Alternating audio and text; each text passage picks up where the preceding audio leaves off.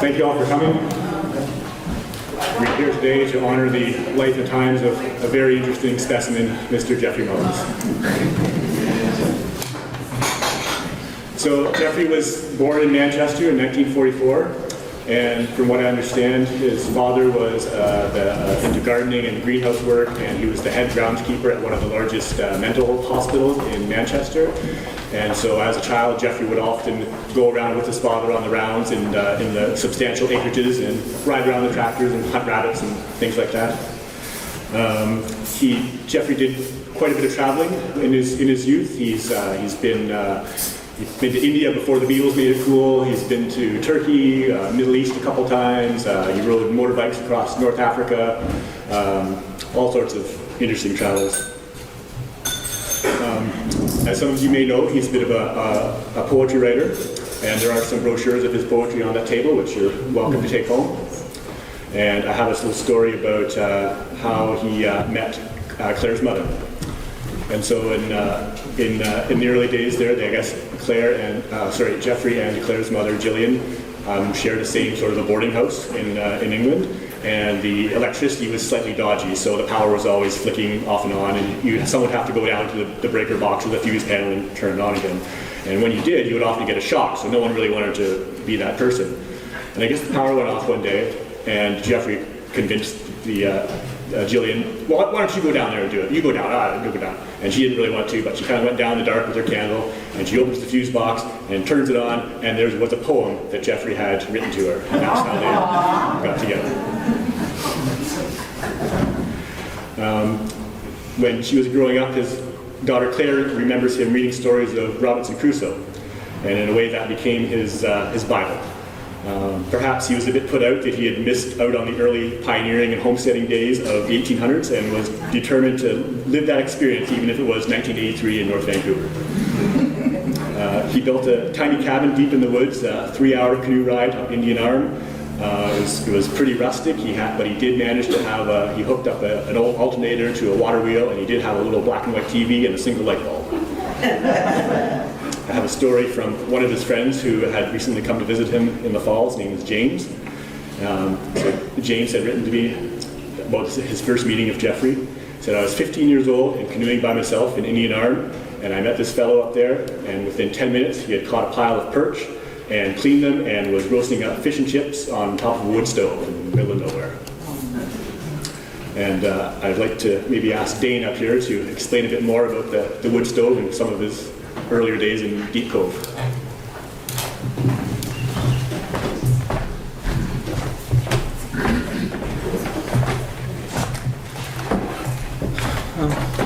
I met Geoffrey in 1984. I'd sailed this little wooden sailboat up Indian Arm. We pulled into this government campground, Twin Islands. And Geoffrey rode over and said, nice of those park rangers to chop all my firewood for me. And he'd caught a fish on the way over, and he's like, oh, I got my dinner on the way. And he's been a lifelong friend ever since. But he lived in this little A-frame up Indian Arm, and when he kind of first got there, and all he had was this rusty chisel.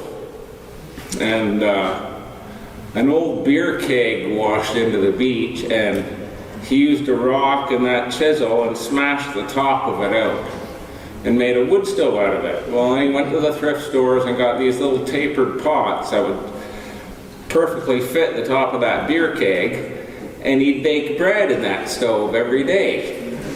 And he lived quite comfortably up there. But I guess it's a bit lonely and it's quite dark up Indian Arm. It's a bit like a cave in the winter.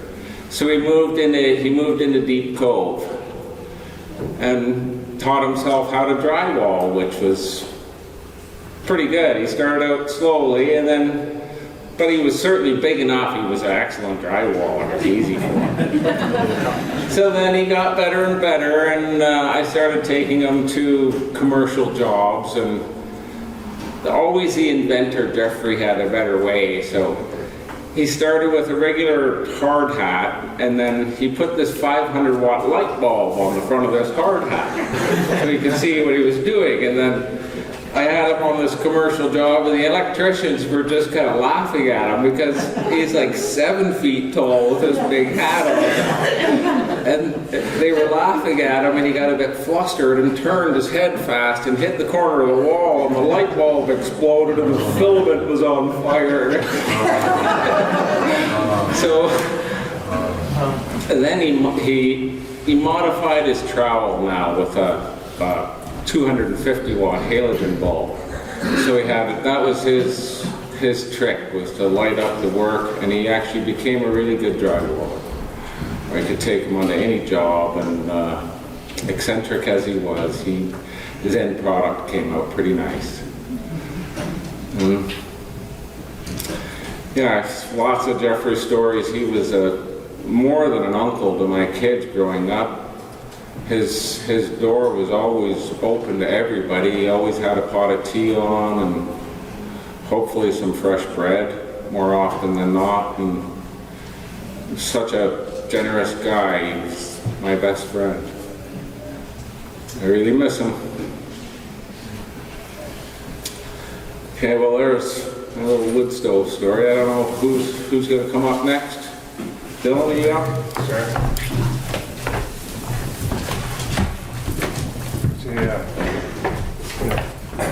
Is it okay to do it down here?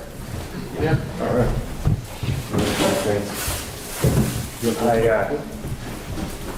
I learned something from Geoffrey 30 years ago when I met him in Deep Cove. I actually did meet him in his place up in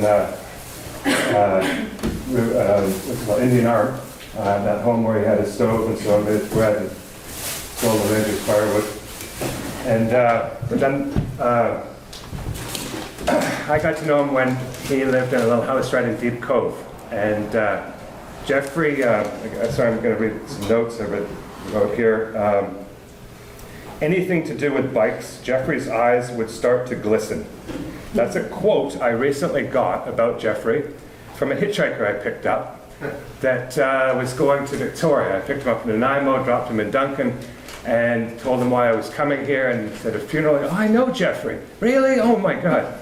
And so it turns out that Geoffrey had met this native fellow, and Timmy is his name, and this guy, his bicycle tire had popped, and he didn't have any money. And so Geoffrey said, you know what, I will bring the tire back to the Coffee on the Moon. Sure enough, 2 days later, he came back, and there was a 2.5-inch tire for his bike there behind the counter, ready for this native guy to take away and able to ride his bike, which I thought was really cool, because over the years, what I did to help out Geoffrey is I love Valley Village, and I'd end up at the shoe department, and there'd be these big-ass sandals. And so I would bring him size 13, 14 sandals, and he enjoyed those. But Geoffrey was the king of hacks. Back before we knew the word hacks, he was the king. He could make his own stove out of a beer keg that floated in. He really could create things, as you've seen here. And so I brought a couple that I thought were really, really important for you guys to learn. This one, okay? Because really, Geoffrey has proven that a lot of humanity is stupid, and I'll just quickly show you how. So here's any teacup, right? And I don't want to mess that up, so let's just put it over here. And so, you go and buy one of these, and you open it up like you always do, right? And so you maybe don't stick your finger in there, but you pour your tea, or your cream in your tea. So then you close it, right? You put it in the fridge, and you bring it back out. This is where his hack is. It still works. Now, granted, this one is not working as beautiful as the one that in my kitchen yesterday did, but if you open it a couple times, it still works. See this? And I swear, you can try it at home, and you'll get two little guys coming out of there, and it's just as good as opening it and closing it again. I learned that 30 years ago, so every morning when I get up and I pour my tea, I think about Geoffrey. So there's one other I wanted to share with you, which is a little bit more dangerous. Please trust me, this is empty. But Geoffrey discovered a way of hooking this up to another bigger propane tank and refilling these. And to be honest, I was on my way to his place when he passed on, unfortunately. And I had 3 or 4 of these empty for him to fill up, and save me what, $6 each or something. He'd fill them up for $0.25. So let me just see if I touched on all of these things. I think I have. I miss the guy dearly, and It's Russell. Are you able to come up and talk to him about it a little bit? Thank you.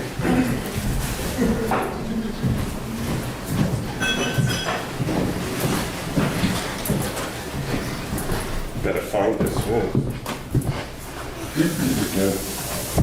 Yeah, it hit me hard. I was in Vietnam when I heard about Geoffrey. And so I had the time to spend and just write a few words. It's called A Sad Day. Oh, Wurzel, you left us. Oh, Geoffrey, you're gone. No tomatoes are planted. No tobacco is grown. The windfall's not gathered. The contraptions don't turn. Our moon is so empty, we pine for our friend. The argument less heated, the coffee less fueled. The chalkboard is empty, and so are our hearts. Geoffrey, we miss you, your humor, your grin. The patio is empty, your big feet, your sprawl. The streets are less friendly, the couch and less warm. The glasses are empty, our hearts are forlorn. On the streets, a friend missing, one character is gone. Oh, Jeopardy, we miss you, you left a big space. One person can't fill it, it will take two to replace. We hold up our glasses and we drink you a toast. Geoffrey, we love you, we miss you the most. Yeah. A couple other inventions, Geoffrey had an interest in alcohol. And,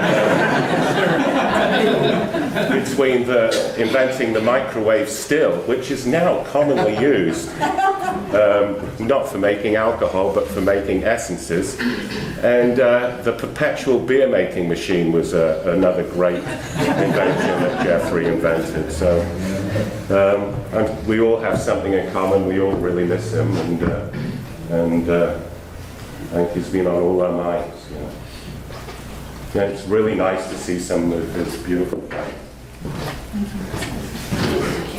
Thank you.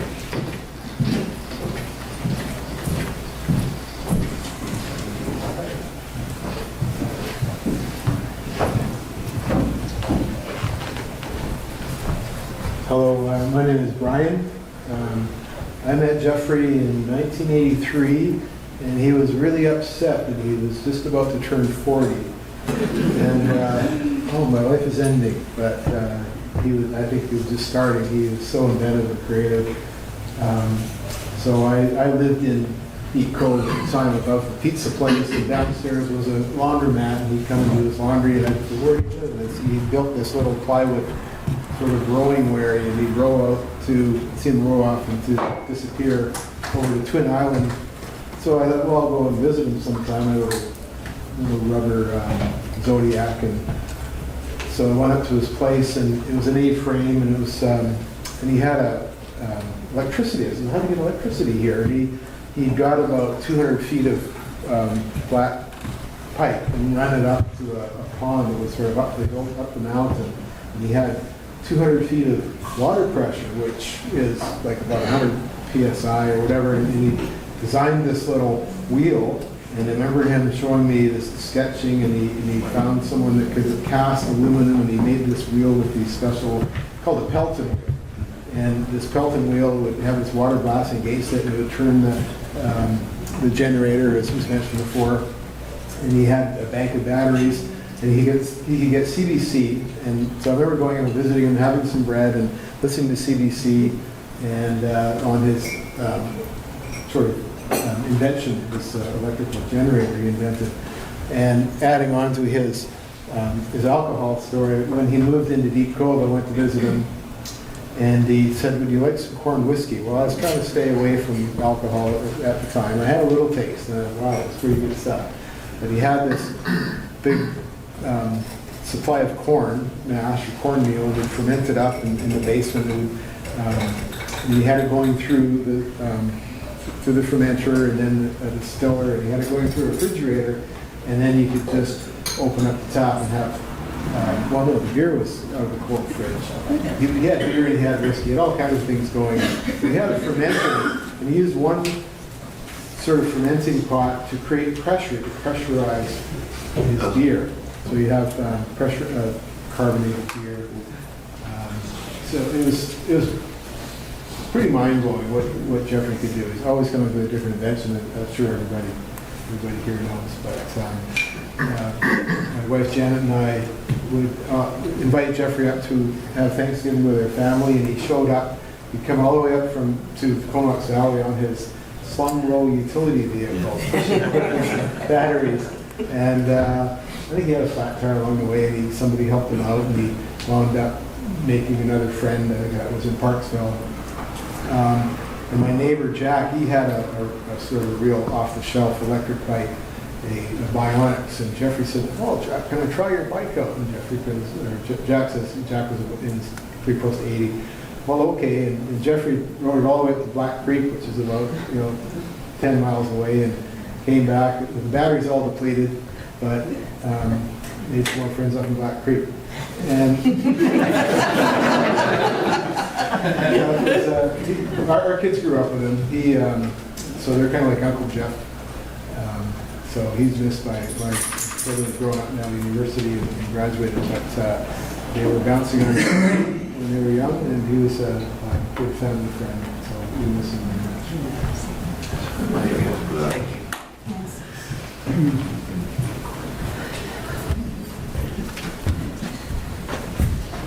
I've got a couple other little stories here. This is from a letter that I found that Geoffrey had written to his parents in England. This is maybe, I'm not sure, maybe early 90s.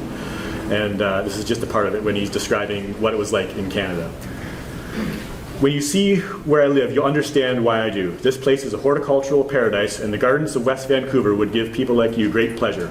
My thing is trees and mountains, wild places and shorelines. I have to mentally pinch myself to appreciate what I have here and not take it for granted, as you tend to do driving through it to go to work every day. And I've also got a little sort of poem that was, I'm not sure who wrote it. It was sort of, it was on a piece of paper with no signature. I remember seeing it on Geoffrey's desk many times, and obviously it was important. He wanted to keep it. So, author unknown, maybe someone here knows, but it's called Jeff's Place. A place that is quiet, a place that's serene, a place you can talk no matter what it means. A soul that is good, caring and real, and handles his life, even though I think sometimes he deserves a better deal.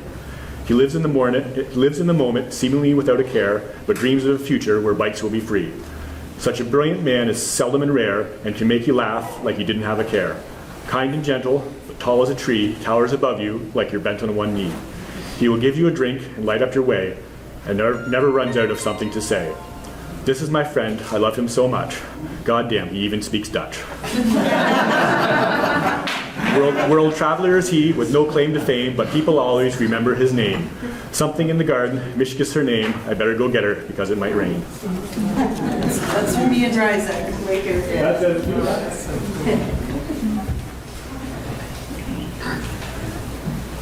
Oh, I forgot to put in there. Me and him, over a jug or two of cider, solved every problem in the world. Maybe not politically correctly, but we had it all down. That's so touches my heart to get that. Does anyone else have any stories or anecdotes they'd like to share? All I can say is that I'm a vegetarian, and the closest I can come is he was a contrarian. And this is a decommissioned Geoffrey. I hasten to say the bearings are the only thing that are shot in the rear wheel. So I put a disclaimer on the disclaimer, and that's what get me about without a doubt. So in regards to vegetarian, that's a Geoffrey. That's a bungee cord. So that's, you just take the eye popper out of it, and it works well as a bungee cord. That's something that I picked up from Geoffrey to keep things tight on travel, when traveling tight or light, or by night. And I did tie this up myself, but I just trying to remember which way is which, as I did the do. So he's very hard to do or undo. The guy's a guy that showed me he can work from both sides, both angles, as a contrarian. And me being the vegetarian, I just wanted to get down to the part where I like the most, where he gets me in my vegetarian way to not, well, I'm not on my head, I'm not in my heart, I'm not this quite well. So I just wanted to say, without delay, on the vegetarian contrarian part, the piece that I did pick up from him was something real simple, and it's all about, no doubt, everything you need is within arm's reach in Geoffrey's world. You may all experience Geoffrey's world as it goes to him. If you see anything in Geoffrey's world, pick it up, recognize it, and put it back in its place. That way nothing in Geoffrey's world is lost. So that was, what am I saying? I'm just saying I'm doing my admission. That's not a robbery. That's a fair exchange, no robbery. And I'll get the beer and fixed on the deal. They'll ask me no fear. The contrarian part, I'm vegetarian. He's sitting there working my mind as I'm working my own mind here and now. So, my dad just showed me this. I'm just lying up on a fly and just doing it and gone. Put a little knot on the end of it so to make it, whatever those people are. Simplify, make it easier. I can say with all love in my heart that I have killed flies since then. Contrarian changes vegetarian ways with that mark. So that's what I got to say on that, on the contrarian vegetarian part. That took me that long just to say that. And it's something that I learned from him that I keep, and I keep dear to me. And the rest of it is pretty much in the bag. Got shoe polish here, picked up bright hair today, fresh with a fresh cloth. That's so clean in the boots that I never did do. I'm just trying to outdo Geoffrey here, if you know, that's not what I'm saying. I'm just playing what he plays every day on his say-so back, my walkabout, rideabout, no doubt.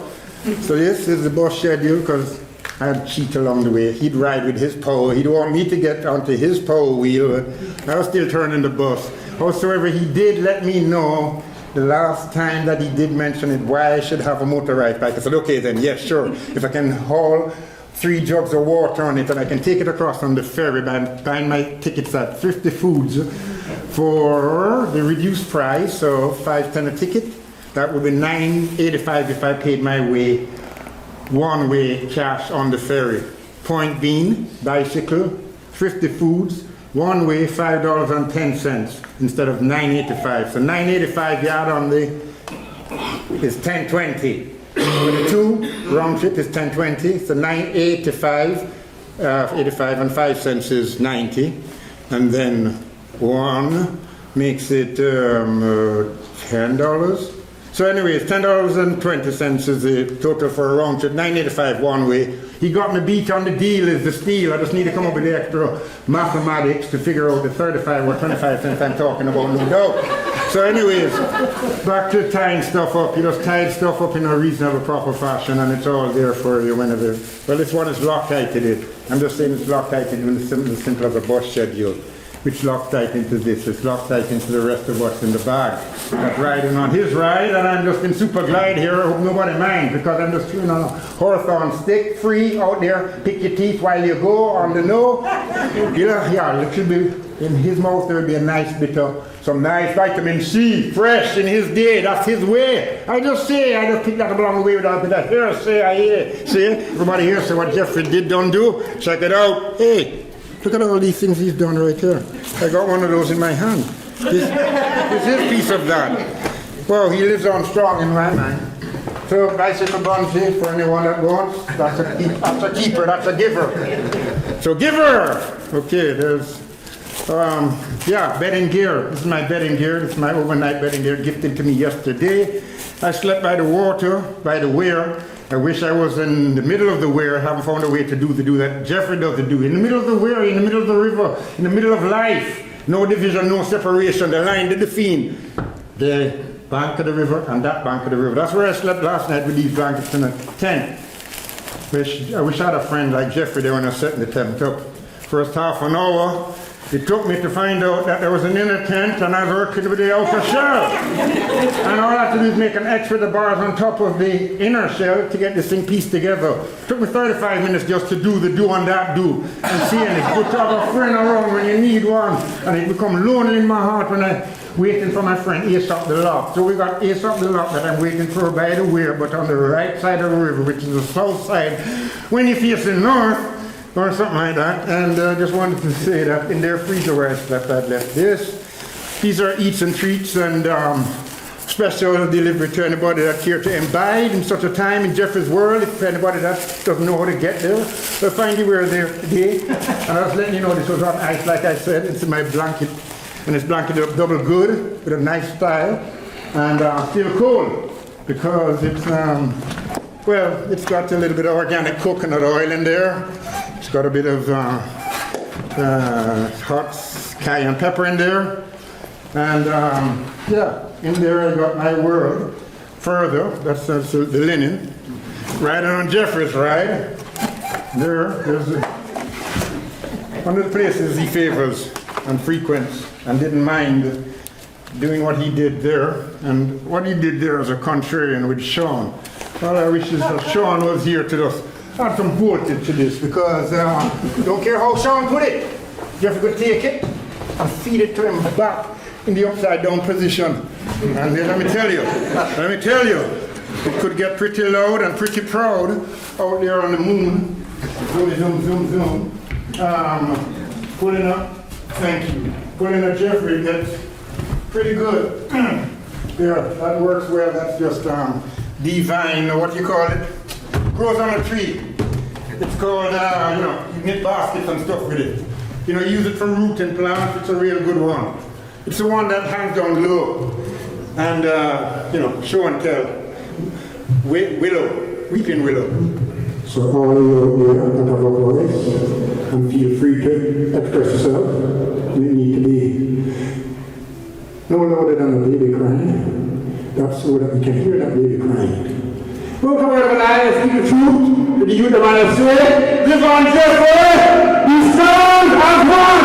You can't understand, just back off. Can just take a glimmer of the light that man share with you today I give you mine. Serve it up well. And yeah, anybody with a banjo that know tune, pluck it. If you can find this banjo, pluck it well. Pluck it hard and pluck it true. Because I'm just plucking on through, by the way. Why? I just did that to that over there. I just split the split on the split. Just explain myself from whoever said that before. I split the split on the split. And I got a cup somewhere, and I just going to move it to the. I was going to put out Geoffrey and get out there with my split stick. Boy, with my hawthorn toothpick, current toothpick, and I was going to middle this thing out here, because in the middle you find balance. And in the middle of balance you find life. In the middle of life, you don't live it, Geoffrey. You don't live it. And you did it good, you did it pure, you did it clean. So I brought some spring water to Geoffrey, and I love it so. And I never needed to knock on his door anytime I come. Except for one time that he said that today. All right, live long life.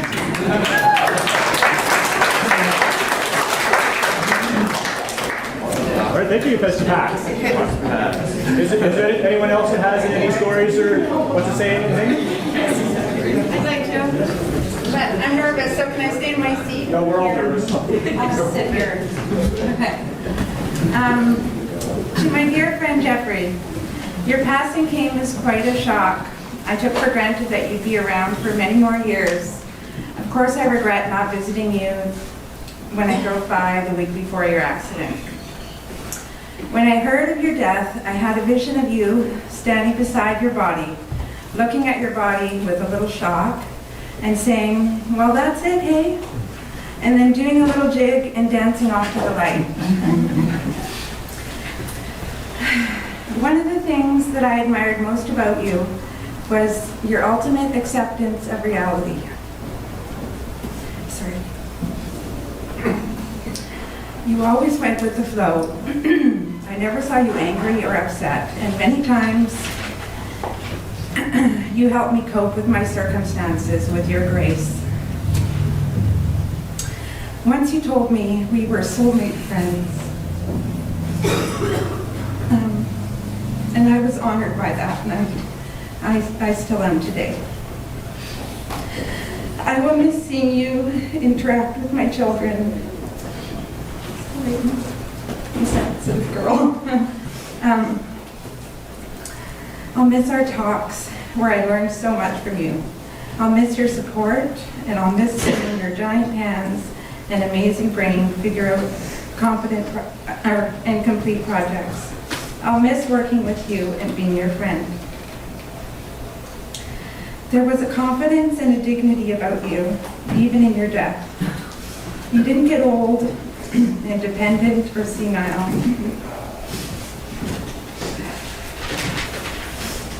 One day, you just up and left, on to the next adventure. I am happy to have met you, known you, and loved you.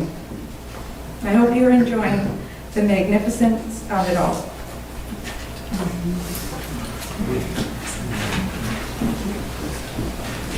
There's a poem by David Merrifield.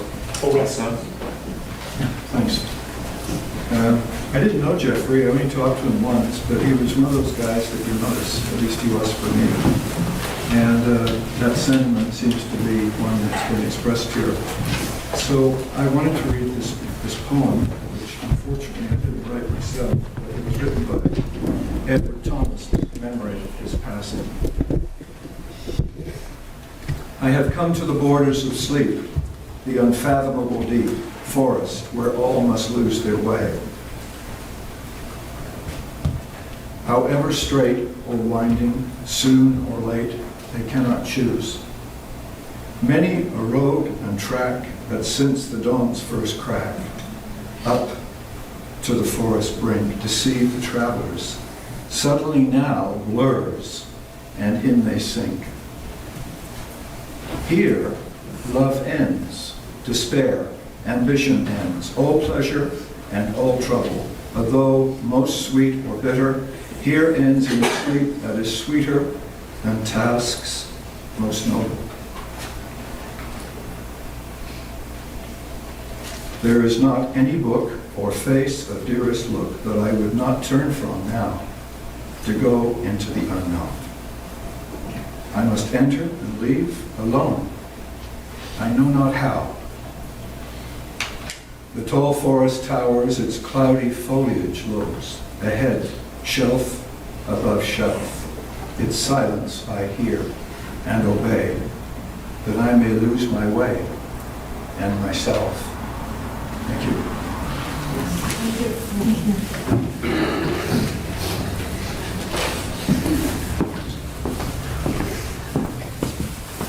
It was a great privilege to get to know Geoffrey. I think when you get to know somebody well, you can feel their sense. And we had some experiences with what do you call those little black things that eat chickens? Mink. He had a mink shop at his door, and they were chasing the rats. He had had that experience, and I had had a dream about it the night before.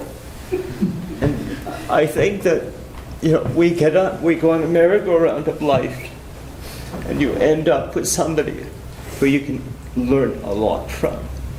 And maybe you wouldn't have listened to those lessons earlier in life, but at the right time, you meet them. And your dad was like a friend who I could come home to, or we'd help each other out. It was a privilege, an honor. And his contrarianism, I think that he would, if you had a good debate with him and made solid points, a day or later he would pick up that concept and be expounding it. And so he was honest, he was always calling bullshit on this or bullshit on that, and he sought truth, even though a lot of the times it was, whatever. He loved the microphone. But he put down the microphone later on, and he would listen, and you could have conversation back and forth without argument, without anybody being the winner, anything. Very, very good conversations, as many of you have had with him. And he was loving. He was loving and flying in his own way. And that's great, because he lived life.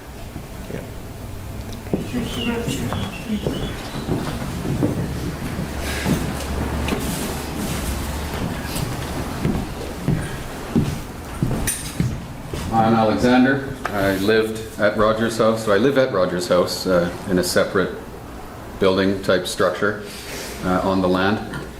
And I'd just like to say it's beautiful to see so many people here. And I would like to mention to please have a good look at everything that is Jeff here.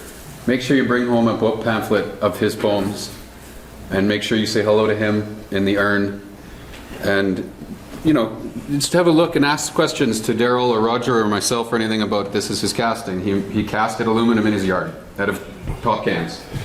He made this, there's slate in this, it's riveted, he puts it on the fireplace, keeps his bed warm. I mean, the guy existed to appreciate what he saw in the world and either simplify it or, like Roger says, call bullshit, shed away the crap. It doesn't matter that it was you know, junk that washed up on the beach. He would find its purpose, he'd find its place.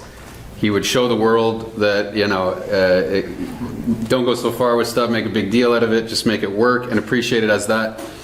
He was so creative. I mean, these you know, this moldings or whatever, the stuff here. I mean, he just always wanted to create and use his mind and get people thinking. I mean, he really enjoyed a good conversation, but he really loved a heated argument. Oh, yes. And he toned down in his years, but he knew he had a premise of improving the world. He wanted to get everybody on motorized bikes. He wanted to get everybody burning other fuels. He wanted to change the world. He really wanted to leave an imprint. And I mean, his bikes show that. If anyone's ever seen them, everybody knows him on the road. Even the cops give him a, hey buddy, when he goes by on his illegal vehicle. Which it's illegal because ICBC says you can't insure it as a motorized vehicle, so it's illegal. And you know, he just was always afraid of the cops because it's like, oh my god, my bike. But they would wave at him on the road, so it was cool. And one day he had to ditch his bike on the highway coming by Beverly Corners there on the wrong side of the road, and a police officer's vehicle was coming out to merge, got in his way, full throttle on his bike. Rah! Cop comes out, looking the other way, of course, it's only one way. And he's, oh my god, I'm going to run into the cops here. He can't steer around him, so he ditched, throttle on full, oh, and the throttle stuck, which never happens. I mean, it might look junky, but it ran smooth. He'd be at home, 6:30 at night, banging away, cutting away, making it work, and it would. And he'd tell you why. He knew how to explain what he was doing. He was a chemist. He was proud to admit, or to talk about his experiences in life, and he was never, I wouldn't say arrogant about it, but he was proud to pass on his knowledge and share with friends. You know, his friends are very important. But so the bike stuck, and he ditched, and the cop finally looked over as he's skidding in the gravel with the motor on. And the cop got out of the car. Oh my god, sir, are you okay? And he's bleeding. Oh, I'm fine. I just want to get out of there. He's like, oh my god, don't ask me my name. He's not here legally per se. He just sort of showed up and stayed. And the cop brushed him off and got him on his way. And he went home. You know. And you know, so coming, not necessarily having the right papers and this and that, etc. But he felt in his Deep Cove days and all that, he wrote a letter to his parents, you know, that this is the place where I can really be myself on the shore with the mountains and so on. But when he came to the island, he felt like he had died. His past life till that point was creative and growing and all of this, but he felt like he had died and gone to paradise. This was his heaven. Indeed. When he got to Sangoma and the creativity he was allowed to share with people there was a big part of it. But then coming to Roger's house, you know, he had his own soul. He had just his little piece of heaven, and he just loved it, you know. He'd get up in the morning, his day was to go have a crossword with Sue, collect some apples, have some soup at the food bank, talk to some friends, you know, do his thing, head it home, make his dinner on his wood stove. Just simple. He ate so well. Everybody loved him. I mean, he was a really inspirational person. I've only known him for a year and a half.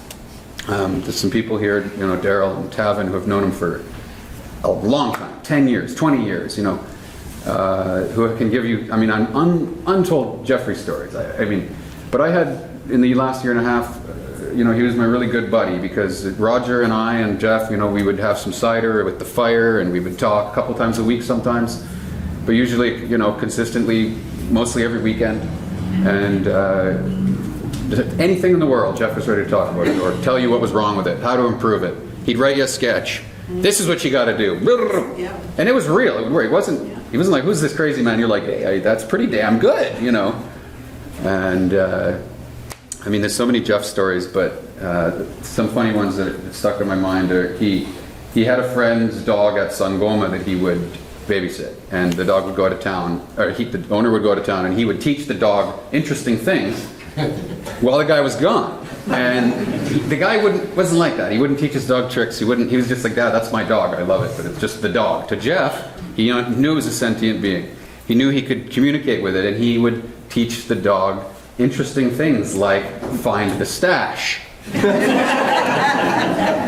He taught the dog to go to, when you were, Sangomas have many residences, and he would make the dog sniff out the baggie of the pot and whoever's house he went into, and bring the weed, and he'd roll joints out of the guy's weed at the guy's house, so the guy didn't know it was his weed till later. You know, with a smile on his face, right? And he would teach the dog to hit a switch. Okay, Geoffrey and his contraptions. Come, give me a break. Everyone has to come look at this thing. It's his own version of a Dutch oven.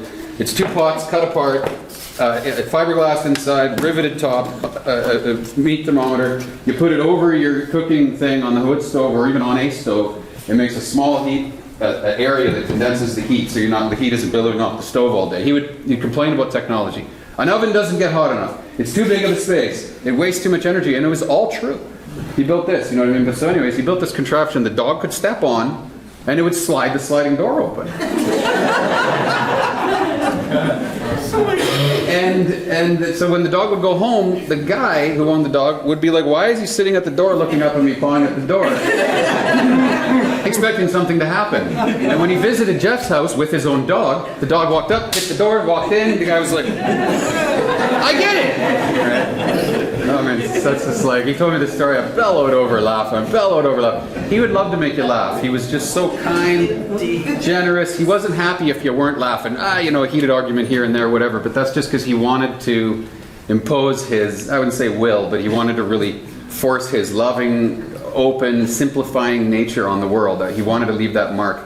And he talked about it often. He really talked about wanting to change the world, you know, in a minor way. And how did he not? How many people here were touched by him in a number of ways? I mean, you know, whether you knew him for a couple of years or you've met him once, you know, you see him at the food bank, he's happy, he's always got a smile on his face, he's always the friendliest to you. He'll bring, the story of the wheel for the native fella, that was what he was doing. As soon as he had something he could do or get into to build, create, and he'd bring it to you, he'd give it to you, he'd want you to move on in your life now with his touch, you know. Yes. It's so touching to watch him do that and hear the stories. And, you know, I love that he was a conceptualizer, but he was also a doer. You get these people sit around drinking all night, we can do that and we can do this. Where is it? You know, we'd be drinking and he'd be like, oh, I gotta fix that thing. He'd run into the back, you'd hear him chunking junk around. You know, this thing. This is what he made a cider with. This is butter knives, grooved, cut with a grinder into the shaft in a mixing drill, welded in place. This is an older one. He's improved it so that they were staggered and they moved up and went around, so they really like chopped perfectly in his, guess what? Beer keg. This tip would fit into the bottom of a beer keg, and he'd put it in, fill it with apples, liberated apples. Yes. And turn it on for 10 minutes, and that was his mulch that he put in his press, homemade 9-ton press. Him and Daryl would share. And so anyways, he's chucking junk around, and he comes out with this thing, and he holds it out to me. Does that look about right? I'm like, yeah. What about this? Yeah. It's 6:30 at night. It's getting dark. He fires up the welder, fires up the tiger torch. He's got his welding stuff out. He's half cut. And he's like, hold this light up. And he's like, do you have any lights? And my cell phone at the time had the app on it that puts the super bright flashlight. So I'm holding the light up. He's welding. And the light was being more of a nuisance than anything. And he see, this isn't working, whatever, we'll do it in the daytime. I can't see. So I turned the light off while it was still glowing red. And he realized, fires the fire back up, he's welding in the dark. It's pitch black out. He's got the fire going, he's welding the metal. Everything's melted, he's put it all together, and he finished it right there. Never mind, I'm going to do it tomorrow, you know.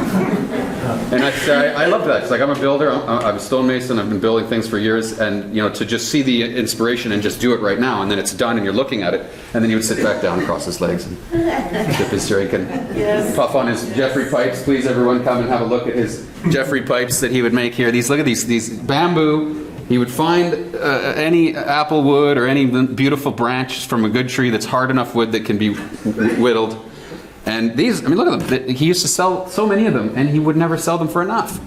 I'd say, Jeff, they should be a lot of money in a nice shop, and he would, that's an insult to him. No. He sold almost 1,000 of those. He sold them for $6, $3. He sold them for $3 for years, and then he felt bad to go up to $5. And he felt bad. He saw in his face, he felt bad. And I was like, Jeff, I'll wholesale them for you. I'll buy 10 for $100. And I'll tell you, I'm going to go sell them for $22 at the store. And he's like, that's fine. He felt terrible to think of marking something up. You know what I mean? It was like, but just the idea, the concept of it. You got a free pouch of tobacco seeds with your pipe too. Oh, really, eh? Tobacco. See, this is the farmer, the horticulturist side of it, right? And you should see his yard. Like he would improve everything with junk. You know, you hear about guys like that, but really, you don't really see it that much. I mean, and really knew what he's doing. I mean, you might get some nutcases that might get lucky on a thing, but he was super intelligent, super experienced, and humble enough to just make it just work. But it would work great. It wouldn't fall apart after, and if it did, he'd fix it. And just that whole inclination to want to improve stuff and share it with everybody. He was like, how can I get my... Where is it? The mold. How do I get this motor? How do I get this concept onto the internet? How do we get the world on motorized bikes? He would say, and I'd say, well, first of all, you got to talk to ICBC because they're illegal. You know, if you can get around the fuzz, then you might be able to market it. But I was like, I don't know, Jeff. They're kind of loud. You know, you'd have to build a muffler, and he didn't care. And if you've ever seen him riding his bike with the motor on full, you're happy, right? You had a bad day, Jeff rides by, big shit-eating grin on his face, motor's ripping, and you're like, I want to build something like that. Like, who is this guy? Just everything, the hair and the glasses, just so pleasant and kind, and he'd never get mad at you or whatever. I mean, you know what I mean? You see people that have a bad day and they're being begrudging or whatever. You never got that out of him. I mean, he was always calm and open, and I mean, it's just pleasant to be around. And like Roger said, he was an honor to come home to him. And like, I've only known him for less than a couple of years, but I would come home to him. I work hard. I come home, Jeff's there with an open cider, and if he didn't finish his dinner yet, he's shoving his potatoes down your throat, putting the hot sauce, showing you, I cooked that with this thing over here, you know, he's showing you his gadgets, and you're like, this is awesome. Everybody needs to, like, the homesteading thing, right? It's just, he really emulated that. Reading the books, whatever, it's awesome to hear. I heard the Robinson Crusoe stories. And that was another thing with it's so lovely that I'm sure everyone knows that Claire's daughter is here and from England, from London. He was very proud to be born in London. He was a very proud Englishman. He spoke German and Dutch and had traveled extensively and had stories of brawls in pubs in Belgium. Like, who has that? How many people here have a story of a brawl in Belgium? No. Crickets. I mean...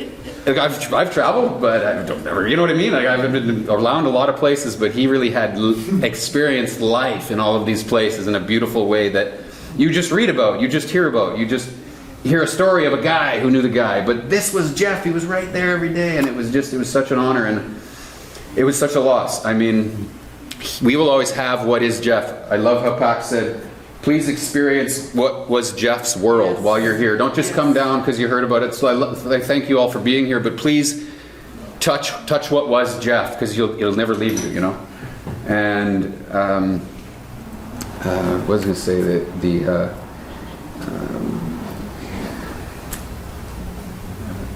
I forgot that what I was going to say, but it was an honor to experience him. For everything that he was and everything that he shared. And I never heard a person tell a bad story about him.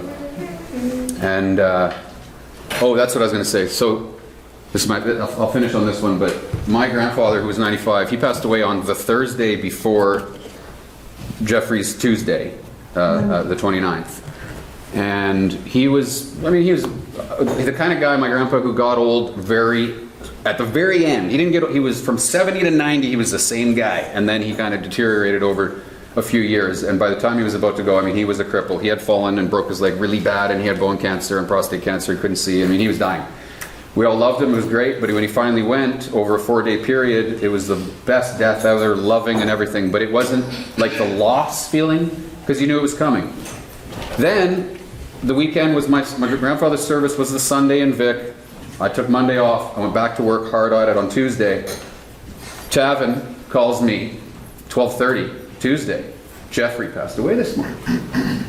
And I was like, floored. I thought he had 10 good years in him left. He's so fit. Rides every day. He would even sit down and say, I'm so fit. You know, I ride. My engine wasn't working. I had to ride back from town. Pretty sure that's the Monday. 29th is the Monday. Yeah. You can hold a thought for 4 years. I remember now. Yeah. Then, 29th of the Monday in my head. No argument, just reasoning. Yeah. So, but the feeling of immediate loss, I was like, what? And I ran off to the side of the site and huddled from the wind and asked Tavin, what do you mean? Like, what's going on here? And she told me the story of how he was right in front of the house. He was on his way to have a crossword puzzle with Sue, which was one of the highlights of every single day. He would brag about how smart Sue was and how amazing he was smart and he was proud of it, but he could say, I can't get this one, I'll have to ask Sue. I mean, Sue, you need to know that. And the lost feeling of Geoffrey, it lasted 2 weeks. Every day I was like, what? Like, Geoffrey's gone? I mean, what? I'd cry and I would go down to his place, and we had a celebration of life on the Sunday following the next weekend that came up for him, and many people showed up. And you know, we were all standing in his yard of all of his contraptions and just talking about Jeff and drinking his cider and laughing and hugging and crying. And he was there. It was because we had parties where Jeff's there a lot, and he's just pouring the cider and telling stories and being a great guy. And everybody there was like, I just feel like he's about to come back in from the other room. It doesn't feel like he's gone. The essence of him was so strong, it lasted all night. And you know, there's been a few days since then where that weekend lasted a couple days. I mean, people really hung out and slept and woke up and kept loving Geoffrey together, talking about Geoffrey, hanging out in his place, having the wood stove going just like he was there and keeping his essence strong. And you know, it was a beautiful exit by a beautiful man. And I held his ashes today and cried. I mean, I'll never forget him. And this town's lucky that he settled into the middle of nowhere, Cowichan Valley, what he called paradise. Oh yeah, I got one more quick story. In this backyard, he made a bathtub out of a wheelbarrow and a mirror. Okay, the wheelbarrow was on the ground, and it was one of the big, long, good, the cement mixing ones, the big ones. He's a big guy, but you know, he could get in there. And he would fill it with water and just put the mirror on, and the sun, Roger's property is amazing. It's unbelievably majestically placed for so many magical things, but one of them is the sun goes right there all year. It goes right there in the winter and right there in the summer, but it goes all the way across this bog. It's on a bog, so the little bog's clear, and so he gets so much sun. 11 o'clock, the water is so hot you can't get in it. So he's like, if 10:30, 11, I can get in the tub. If I miss that time, I got to wait till 4 because the water's too hot. And he would proudly tell you he bathes in a wheelbarrow in his yard for free, you know. And the whole motor thing, 23 cents in gas, you know, pulling his 200 pounds of apples, liberated apples. I mean, just the guy was just, you know, I hope to be anything that he was in many, many parts of my life. And I love him very much, and I'll never forget him. And thank you. Anyways, thank you all for being here. Yeah, buddy.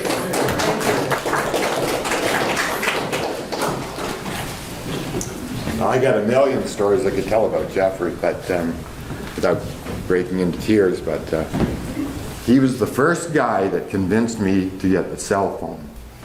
And I was in business, and I said, I don't need a cell phone. What the hell? I don't need a cell phone. It's going to cost me $40 a month. You are a loser. Get a cell phone. So finally he talked me into it. I got a cell phone. And I had him work for me a few times, but I could never get a hold of him on his cell phone. But I remember one time he calls me up on his cell phone and he says, Ian, he says, you got to get down here right now. I got a deer on the side of the road on the highway. I said, oh, that's interesting.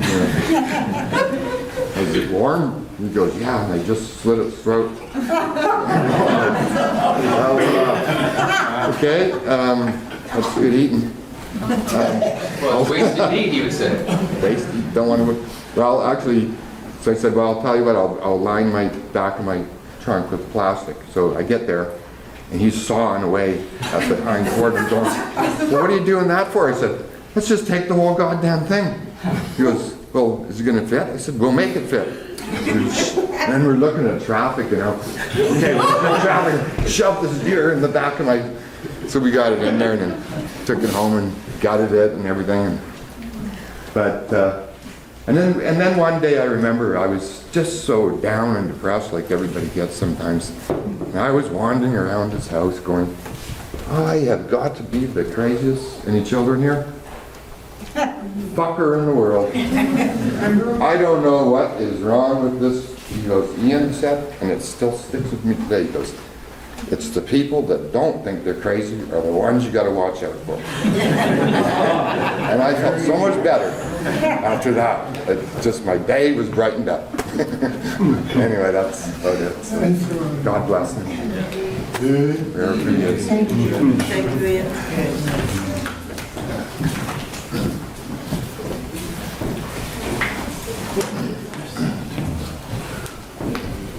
Well, I wasn't thinking I was going to say anything, but listening to everybody. My name is Susan, and I did the crossword with Jeff every day for at least the last year. And all the stories have been so true of him. He was a wonderful inventor, and the only downside to that was that when he looked at a crossword puzzle, he would look at the clue, and then he would look at it and say, how many letters? And I'd say 4 letters, and he'd look at it. And if a word didn't immediately come to mind for him from the clue, he invented one. And he'd say, M-O-R-D. And I'd say, that's not a word, Jeff. Yes, it is, it fits. Yes, I can attest. Yeah. And one of my favorite stories about him is that he said to me one day that he had made all these great big huge, whatever they're called, glass things of carboys of cider, and they were all sitting around in the grass, and he had this high shelf on the outside of his house, and he wanted to put them up there.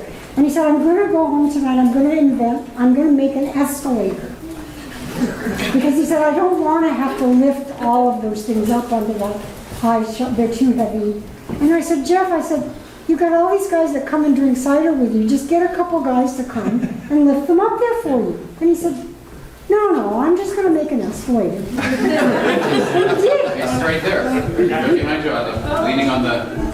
Oh, yeah, look at that. Look at that. So he made an escalator. So I told him recently that, because I'm having trouble with my legs and I want to get a horse, and I said, Jeff, you're going to have to make me an escalator.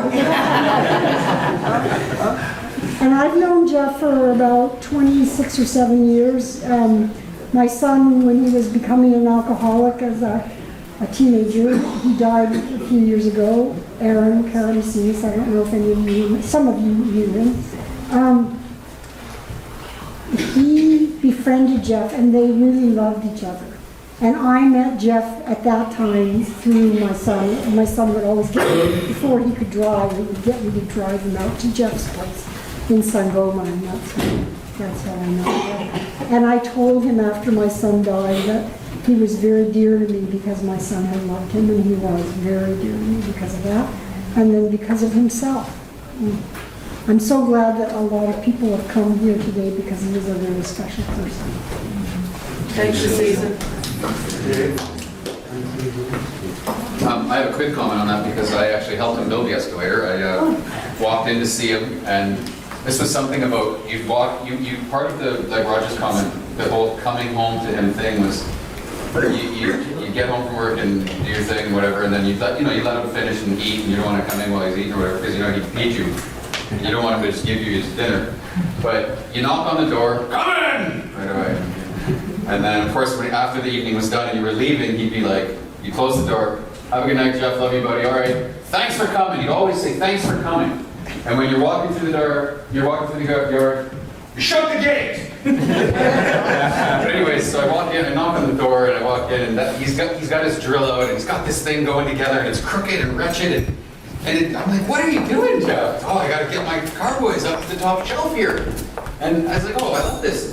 So anyways, he said, what do you think of this? Because he knows I build stuff, so we started messing with it, and Geoffrey's way was Geoffrey's way. There wasn't like, if you brought a carpenter in to show him some specific structural thing or whatever that would pass, he didn't want that. He had his own way, and if it was rickety, it didn't matter, it would work. He'd put one screw in it, he'd tie it up here, he'd grab the saw, willow out the back a little bit to leave room for something, he'd just snap it together, and it would work, And I remember one of his phrases was the sign of what was it? Something about screws. Too many screws in something is the sign of an amateur job or something like that. Like if you're not confident in your work and your ability to make it structural, you're going to screw the shit out of it. But if you just put 2 screws in the right place, bang. That was his like simplify it, and it would still work great. That was his way of thinking. Anyways, that's a good example of it.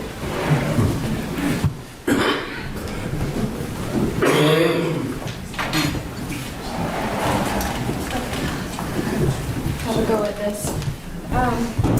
I met Geoffrey at Coffee on the Moon when I first came to Vancouver Island, and it just kept going from there. He was my neighbor for many, many years, and 12 or so years, he was my daily. He supported so many people. He was in the center of everything. This large, majestic table where we would come together, and he kept the peace. At some moment, he certainly did keep the peace, and when we'd get around and we'd have things going on, what's happening here, how are things going, and he kept the peace and kept things going quite well. And he became a neighbor again at Ryder's place, and it was really nice to move back to Ryder's, and Geoffrey was there again. I sure do miss my daily. And the music and the company and the ideas and the sharing. He had a lot to share. And it's just too damn quiet around the place. I just wanted to just say my piece for that. And also, Tavin was the first person who came up on when Geoffrey had his passing, right in front of the house. Yeah, we had the neighbors, friends, it was Roger's sister's friends stopping in for the first people to see a man laying on the road. Yeah, and Tavin drove up right after. We gave him lots of good solid hugs. And as it happens there, as Geoffrey was passing away there, a beautiful white dove came and landed on the pole. Just as where he was there. So Just like just like that with the ambulance there. So it was really auspicious carrying him passing. So. Thank you. Creator of the song. Nice one with the dog. Beautiful. Yeah. Hi, everybody. I have lots of stories. Say who you are. My name is Wanda. I think I'm Susan's friend. We were doing the crossword, and Geoffrey and I, just so you know, Claire, we tried to cheat before Susan came to the moon. He says, let's hurry up and finish it so she knows we're smarter than her. And I kind of knew that was impossible. So anyways, the thing that's coming to me the most, that stands out in my mind the most, is I experienced a lot of trauma with him. And it's funny trauma, nothing bad. But he said I couldn't cook. He said I wasn't a cook. So he kept trying to get me to cook for him, but if you saw the way he cooked, I'm sure you're kind of getting what I'm saying Same for here. me, I wasn't allowed to cook. When I went over there, I wasn't allowed to do anything. Nice. Just wash up your own cup, your own plate, and that's that. Well, I had to do the dishes and I had to do the laundry, just so you know. I got to do that part. But when I went to turn around to cook, he knew that I hated spiders, and he had this great big huge black dead spider sitting on the breadboard, so I kind of really wish that was here too. That was my experience with your father. The one thing I do remember that he said about you is, he said that you always wish that you would have eaten his meals because you would have been as tall as him. Yeah, I went vegetarian. So did I. I joined his team.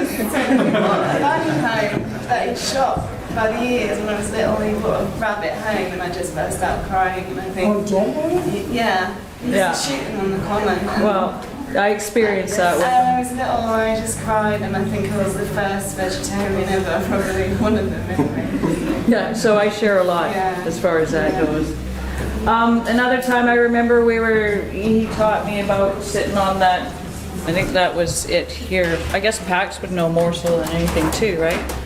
On the wood stove, and he said, whatever you do, because his other friend Trish, she sat too close to the pipe, so it burnt a hole in her jacket, and while I was sitting there, I could smell something. So I burnt a hole in the jacket, and as I was walking around, all the little feathers were flying all over the place. And he said, now fix that. And I said, well, I don't know how, right? Just pretending, right? Because I like the feathers going all over the place, because it was bugging him. He took duct tape and fixed the jacket, and I wore that jacket forever, just so you know. Thanks, everybody. I'm sure everybody knows what Geoffrey's been to me in my life. I know that Keith is here. That's awesome to see you. Pax, there's a whole team of people, and I'll let you know, he cared about everybody in this valley. It didn't matter where they came from. It didn't matter what your walk in life was. It was a real honor to know him, and I'm so glad that we know you. So everybody make sure that you talk with Claire before you go. Yeah. And give her your number so that we can keep the stories rolling. Oh, that thought for 4 years. Thank you. Thank you, Wanda. Thank you one and all for being here now. Any more guts to say, come up and get on the good gut. And if failing that, eat treats, meet and greet. Cafeteria is this way. And enjoy your day. I hear there'll be maybe a get together to commemorate further tonight, this evening. So somehow, give thanks for the beautiful day and see what we've got to say so we can get on the get going and go. With what we know. Let's turn the lights on and so everyone can admire Geoffrey's stuff. Yeah, Walk to the right over there. understood.